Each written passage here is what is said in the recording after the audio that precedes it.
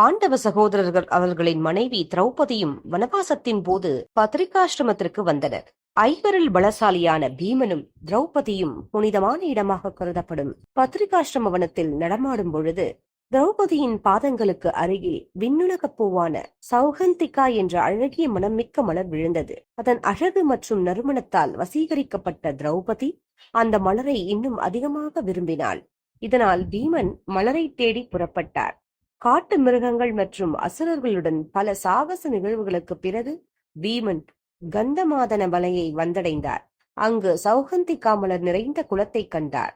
அந்த தோட்டமும் குளமும் செல்வத்தின் அதிபதியான குபேரனுடையது. இதை மணிமான் மற்றும் குரோதவாஷா என்ற அரக்கர்கள் பாதுகாத்தனர். கடுமையான போருக்கு பிறகு பீமன் காவலர்களை வெற்றி பெற்று சௌகந்திகா மலருடன் திரௌபதியிடம் திரும்பினார். ஹம்பியில் உள்ள பீமனின் நுழைவாயிலின் அடிவாரத்தில் திரௌபதி விரும்பிய விண்ணுலக பூவான சௌகந்திகாவுடன் பீமன் திரும்பும் சிற்பம் ஒன்று உள்ளது.